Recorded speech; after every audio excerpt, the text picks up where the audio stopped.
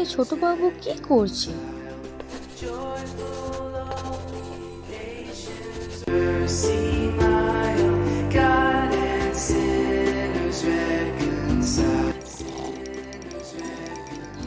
Hello, হ্যাঁ বলো।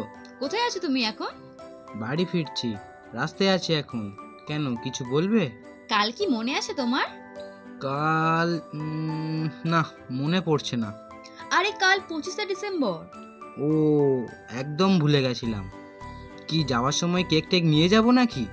আরে না, তোমার ছেলে টিভি দেখে মোজার ভিতরে একটা কাগজে একটা খেলনা গাড়ি আর অনেক চকলেট লিখে ঘুমিয়ে পড়েছে।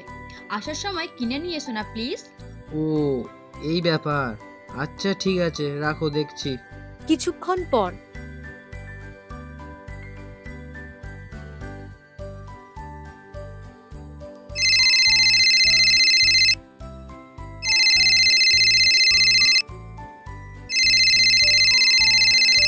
হ্যালো, বলো। কোথায় আছো এখনো?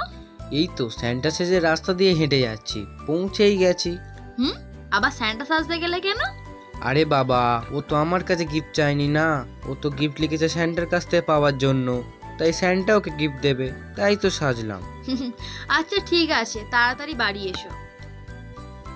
আর এই জন্যই সান্টা প্রতি বছর ঠিক রাত 12টার সময় স্লেজ গাড়ি ভর্তি করে প্রচুর গিফট, খেলনা গাড়ি, পুতুল, চকলেট আরও কত কিছু নিয়ে বেরিয়ে পড়ে ছোট বাচ্চাদের দেওয়ার জন্য।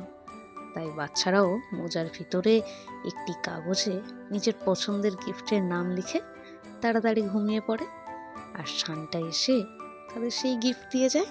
ও সত্যি? তবে আমিও মোজার ভিতরে একটি ছোট্ট পুতুল লিখে রাখবো। আমার সব বন্ধুর কাছে কত বড় বড় পুতুল আছে, আমার কাছে একটাও নেই। স্যান্টা আমায় পুতুল দিলে আমিও ওদের সাথে খেলতে পারবো। না শোনা, সান্টা শুধু বড় লোকেদের গিফট দেয়, গরিবদের গিফট দেয় না।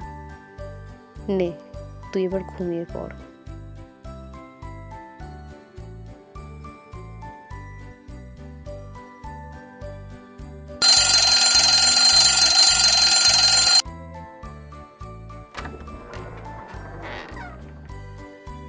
সকাল সকাল এটা আবার কে রেখে গেল? কি লেখা আছে?